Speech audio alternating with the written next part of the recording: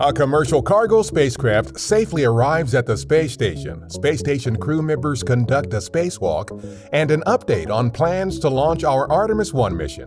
A few of the stories to tell you about this week at NASA. A SpaceX Dragon cargo spacecraft docked to the International Space Station on July 16th, 2 days after launching from our Kennedy Space Center. The Dragon delivered more than 5,800 pounds of cargo, including nearly 2,500 pounds of scientific research. A few of the research projects include a study on the mineral composition of dust in the atmosphere and its effects on our climate, an investigation into the impacts of space travel on the human immune system, and a look at how microgravity affects the process of creating a concrete alternative made with an organic compound and silica, which is found in lunar and Martian dust. This was SpaceX's 25th contracted commercial resupply mission for NASA. On July 21st, Oleg Artemiev of Roscosmos and Samantha Cristoforetti of the European Space Agency conducted a spacewalk outside the space station to continue outfitting hardware on the Nauka multipurpose laboratory module, including the installation of platforms around the European robotic arm. Nauka and the European robotic arm were launched to the station last July from the Baikonur Cosmodrome in Kazakhstan. NASA leaders provided an update July 20th on plans to launch the uncrewed Artemis 1 flight test around the Moon with our Space Launch System rocket and Orion spacecraft. While the agency has not yet committed to a formal target launch date, August 29th, September 2nd, and September 5th are the dates currently on hold as potential launch opportunities.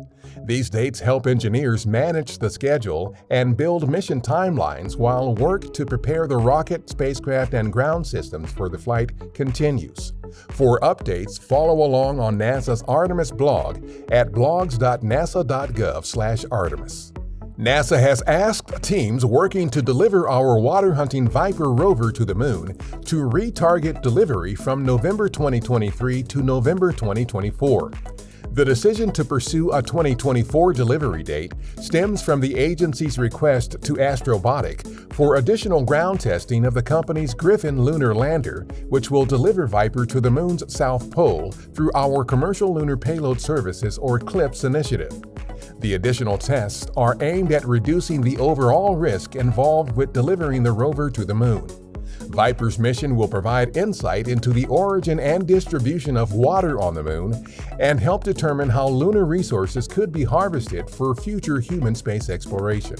Our recently launched Capstone CubeSat is targeting late July for its next trajectory correction maneuver. It will make several more adjustments on its 4-month-long journey to the Moon. NASA's Eyes on the Solar System can take you on a virtual ride-along with Capstone. This 3D interactive data visualization tool provides a simulated real-time view of our solar system that is based on real data.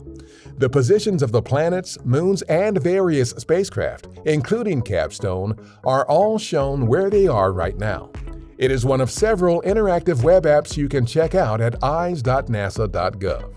On July 20th, we recognized the 53rd anniversary of the Apollo 11 moon landing. On that date in 1969, NASA astronauts Neil Armstrong, Buzz Aldrin, and Michael Collins made history. While Collins orbited the Moon in the mission's command module, Armstrong and Aldrin safely landed the Eagle lunar module in the region of the Moon known as the Sea of Tranquility. They later exited the lunar lander to become the first humans to set foot on the surface of the Moon.